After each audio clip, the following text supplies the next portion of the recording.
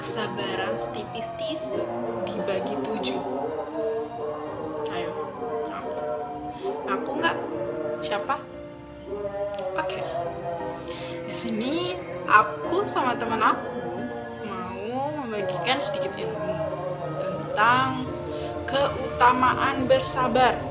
Ayo, siapa yang mau dengar? Ayo, siapa? Mau dengar nggak? Mau dengar? Mau dengar? Oke.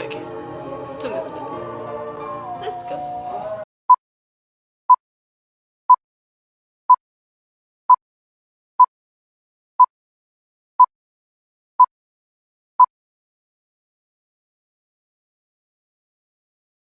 Ada satu bulan di mana umat Islam dituntut untuk bisa menahan diri dari segala macam godaan, yaitu bulan Ramadan. Salah satu nama bulan Ramadan adalah Syahrus Sabar, bulan kesabaran. Mengapa Ramadan disebut bulan kesabaran? Karena ibadah utama di bulan ini adalah puasa, dan puasa adalah separuh kesabaran. Rasulullah Shallallahu Alaihi Wasallam bersabda, "As-saumu nisfu sabri." Puasa itu separuh kesabaran. Dengan puasa, kaum muslimin dididik untuk bersabar, menahan lapar dan haus sejak terbit fajar hingga terbenamnya matahari. Demikian pula menahan diri dari mengumpat dan marah. Meskipun ia dipancing-pancing orang, dijawabnya, "Ini so'imun, sesungguhnya aku sedang berpuasa." Demikian pula dengan menahan diri dari pasangan. Bagi yang sudah punya pasangan halal, bagi yang masih jomblo, merenung aja. Namun, ia menahan diri tidak mencampurinya karena sedang puasa.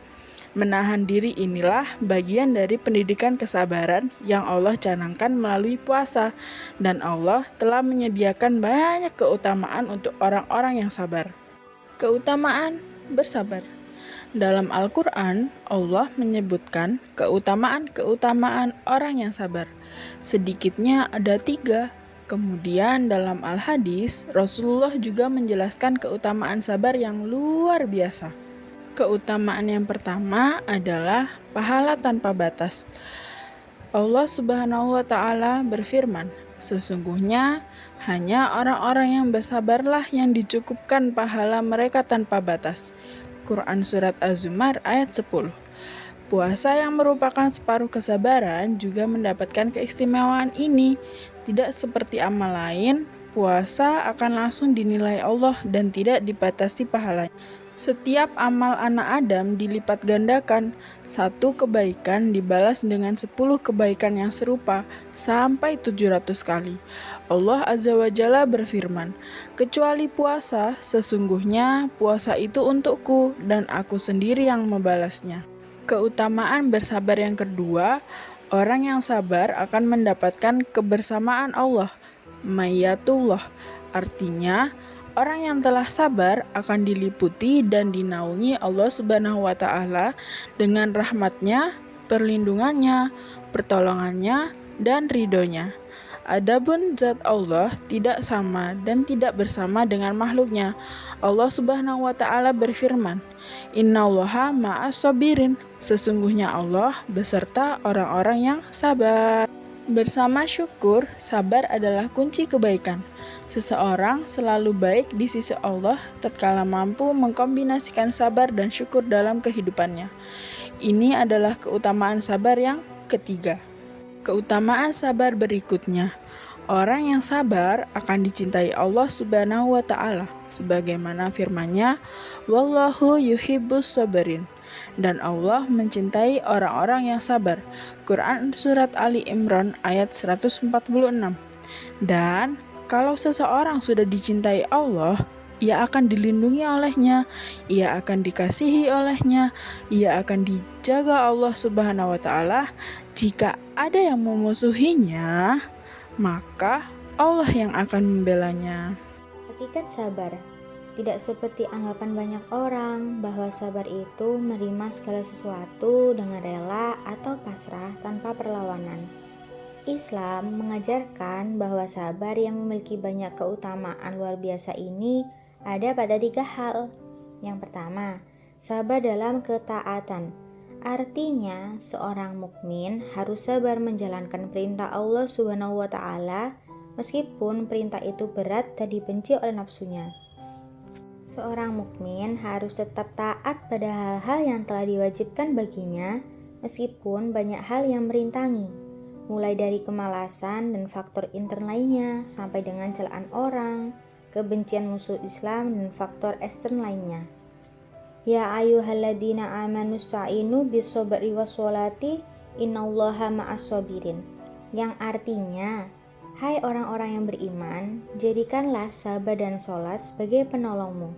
Sesungguhnya Allah beserta orang-orang yang sabar. Quran Surat Al-Baqarah ayat 153. Yang kedua, sabar dalam meninggalkan larangan. Ada kalanya orang sabar dalam menjalankan ketaatan kepada Allah, tetapi ia tidak sabar dalam meninggalkan larangan.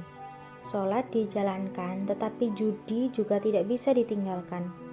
Puasa dilakukan, tetapi ghibah tetap jalan.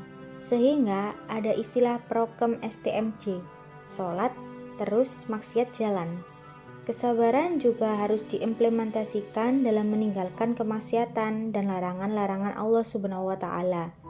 Orang yang mampu meninggalkan kemaksiatan, khususnya kemaksiatan emosional seperti marah, disebut oleh Rasulullah Shallallahu Alaihi Wasallam sebagai orang yang kuat secara hakiki, sebab ia telah mampu bersabar atas apa yang dilarang Allah Subhanahu wa taala. Yang ketiga, sabar dalam musibah. Inilah makna sabar yang sudah banyak dimaklumi oleh kebanyakan orang, meskipun seringkali orang-orang keliru menggunakan istilah sabar. Banyak orang mengira saat seseorang mendapat kesulitan lalu ia pasrah tanpa berusaha menghilangkan kesulitan itu atau mencari solusinya dikatakan sabar. Padahal sabar dalam Islam bersifat proaktif dan progresif. Lalu kenapa ya sabar dalam Islam bersifat proaktif dan progresif? Karena ia tidak statis tetapi telah didahului atau bersamaan dengan ikhtiar maksimal dan upaya untuk senantiasa mencari solusi atas problematika yang dihadapinya.